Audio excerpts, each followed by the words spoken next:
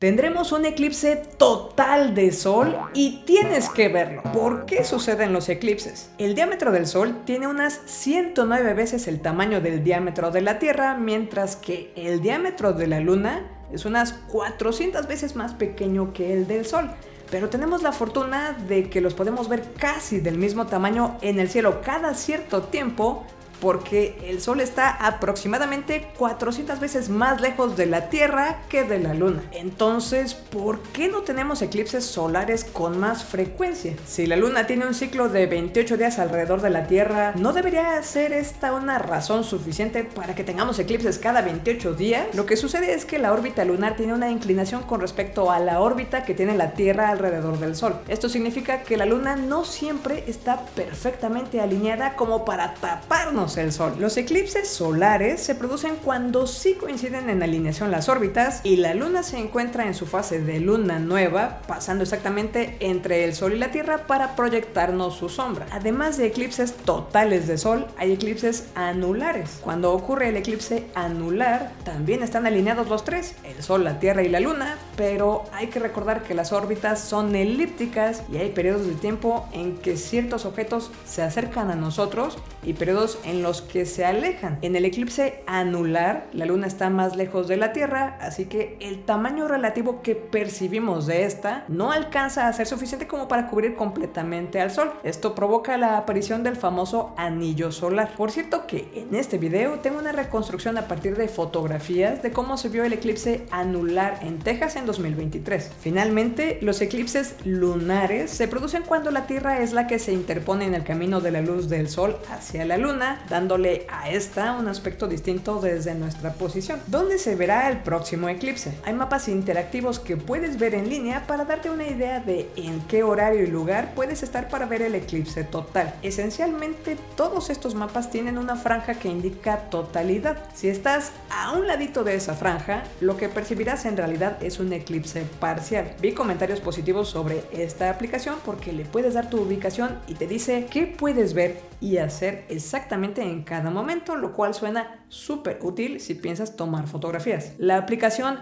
no es gratuita y yo misma no la he comprado. Tampoco me patrocina, pero lo menciono porque pensé que podría ser útil para al menos algunos. ¿Cómo proteger tu vista? Regla número 1. No observes directamente al Sol en ningún día sin protección. Esto aplica también para los días de eclipse. Newton y otros científicos hace ya varios siglos dañaron su vista, al menos temporalmente, estudiando este astro antes de que tuviéramos herramientas adecuadas para hacerlo. Afortunadamente, hoy sí contamos con filtros. La herramienta ideal y económica para estas observaciones son los lentes con filtros certificados ISO 12312-2. No tienen que ser como estos, los hay también de cartón. Es importante que antes de realizar tu compra, revises cuidadosamente que sí se trate de filtros certificados y que antes de utilizarlos verifiques que no cuenten con rayaduras u otros daños físicos. La Sociedad Astronómica Americana advirtió desde 2017 que hay vendedores que imprimen que su material tiene certificación cuando esta no es real. Su sitio cuenta con una lista de proveedores que ellos identifican como serios. La lista sí incluye marcas latinoamericanas y asiáticas. Recuerda que en la descripción del video coloco un enlace a mi blog en donde listo, además de la transcripción del video, todas las fuentes que consulto para que tú las puedas revisar directamente. Los filtros certificados hasta antes del 2015 solían tener la leyenda de que no debes utilizarlos por más de 3 minutos a la vez y luego debes descansar la vista. La Sociedad Astronómica Americana ha comunicado que si efectivamente tus filtros fueron certificados después del 2015, esta medida de precaución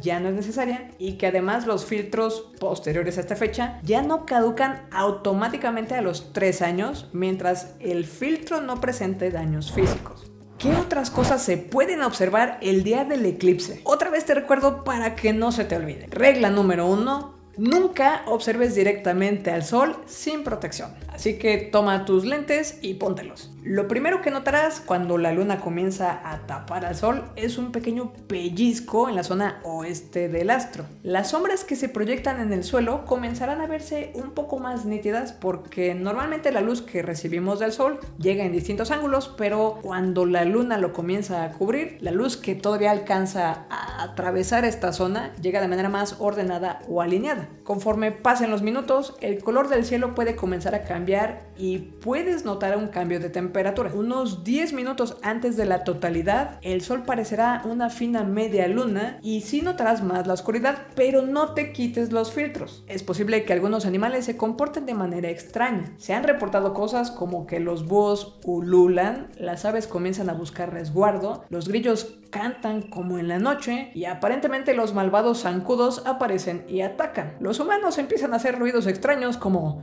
"oh, ah".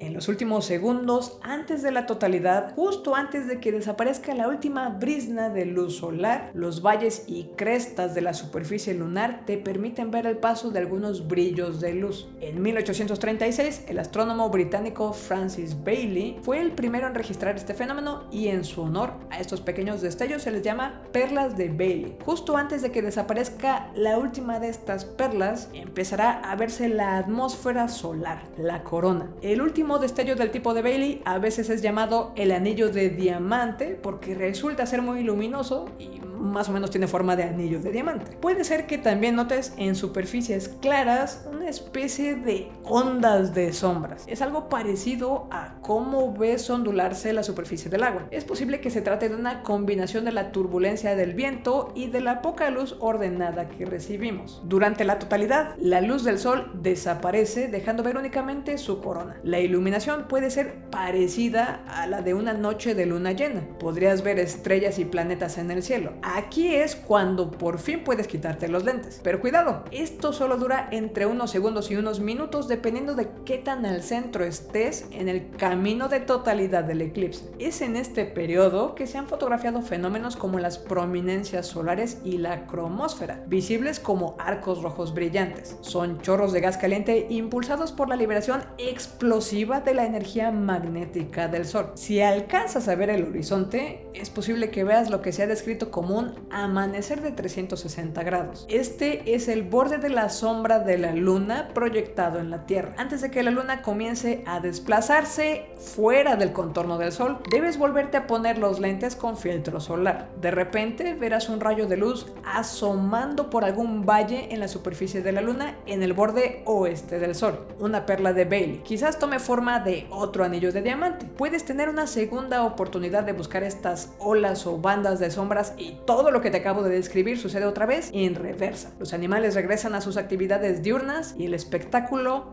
termina.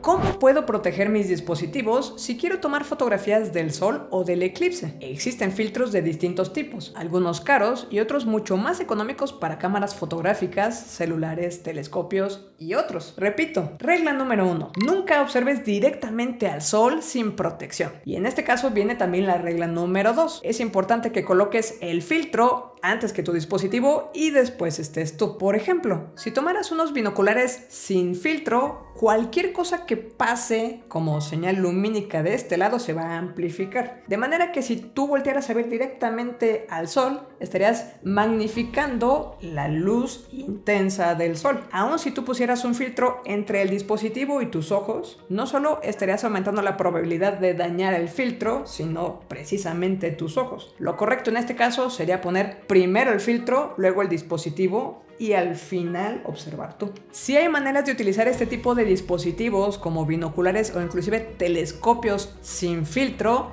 siempre y cuando se siga la regla número 1. Nunca observes al sol directamente sin protección. Sobre este tipo de observaciones indirectas hablo en un video vertical. Y ya sé que parezco disco rayado, pero si quieres tomar fotografías con tu celular, con una cámara digital o con una tablet, aplican las dos reglas. Regla número 1, nunca observes directamente al sol sin protección. Y en este caso, regla número 2, el filtro va antes que tu dispositivo y después vas tú. Considera que es importante no arriesgarte a dañar el sensor de tu celular, tu cámara o tu tablet. Son dispositivos caros. Es importante considerar también que los celulares típicamente, al menos como este, tienen lentes relativamente angulares. o sea, una foto típica de un celular que tiene un solo lente, te permite ver un campo de visión más amplio que lo que nuestros ojos de manera natural enfocan y analizan en un solo vistazo. Esto se traduce en que los objetos que ves en la pantalla de tu celular a través de este tipo de lentes se ven más pequeños de lo que en realidad son. Te lo estoy diciendo para que luego no te sorprenda que la fotografía del sol haga que se vea como una pelota chiquitita. Existen celulares que cuentan con un lente de tipo telefoto y también existen a la venta algunos adaptadores para lentes externos precisamente de este tipo. Si compraras un adaptador, igual que en los otros casos, el filtro va en la parte externa del telefoto. Asegúrate que el filtro cubra completamente la lente de tu dispositivo. Puedes, por ejemplo, pegarlo con cinta adhesiva. Para que puedas lograr la fotografía que deseas, es importante que puedas utilizar el modo manual de tu cámara. En el caso de algunos celulares, esto existe con su modo profesional. Otros no tienen la opción en la aplicación nativa, por lo que hay que descargar una aplicación adicional que lo permita. Para iOS, yo alguna vez utilicé la versión gratuita de esta aplicación y para Android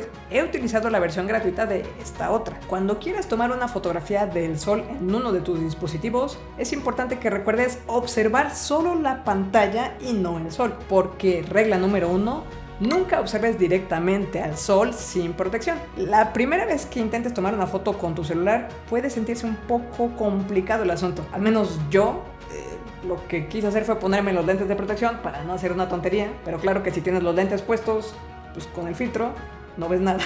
No ves nada de tu celular, entonces, bueno, te los tienes que quitar. Tienes que taparte el sol con el celular y solo observar la pantalla. Mientras sí te acostumbres a taparte el sol con tu celular, que a su vez tiene el filtro, los dos deberían estar bien. Considera que en las opciones de fotografía, igual que en las cámaras, cuando mueves las opciones de ISO a valores más grandes, más granulada es la imagen, por lo que suele ser recomendable utilizar ISOs de 100 o 200. El tiempo de obturación te permite hacer el ajuste fino del nivel de luz que se deja pasar para la foto. Es posible que requieras algo así como 1/50 o 1/30 para el periodo de totalidad del eclipse. En estos tiempos de obturación es importante utilizar un trípode. En un día ordinario, si intentas tomar una fotografía del sol, probablemente te sirvan velocidades de obturación por ahí de 1/200. Este tipo de velocidades pueden servirte también para las fases parciales del eclipse. Ilustro un poquito mejor el detalle de lo que te estoy diciendo en este otro video. Finalmente, considera que si vas a utilizar un telefoto, los telefotos también magnifican cualquier movimiento de la mano, por lo que entre más grande el telefoto, más necesario va a ser que tengas un trípode para tomar fotografías, aun si estás a velocidades cercanas a 1/200 o 1/300. Es recomendable no tomar solo una fotografía, toma varias porque puede ser que la primera no te encante y ya no puedes repetir el momento. Es muy importante que practiques todo esto de la fotografía antes del día del eclipse. No quieres estar el último día buscando una aplicación mientras te estás moviendo de un lugar a otro o tienes que ocuparte con otra cosa. Métodos de observación indirecta. Si ya no alcanzas a comprar un filtro para ti y tus dispositivos o simplemente quieres alternativas para compartir el eclipse con otros, puedes utilizar métodos indirectos. Varios de estos métodos se basan en el principio de la cámara de agujero de alfiler. Le decimos cámara porque en nuestros tiempos de fotografía análoga utilizábamos este principio para construir nuestra primera cámara fotográfica. Si tomas una superficie y le haces un agujerito, la luz que atraviese este agujerito se ordenará y podrás tener una proyección de lo que estás viendo. De tal forma que si tomas una hoja de papel, le haces un agujerito y dejas que la luz del sol pase por ahí, podrás proyectar cómo se ve el sol.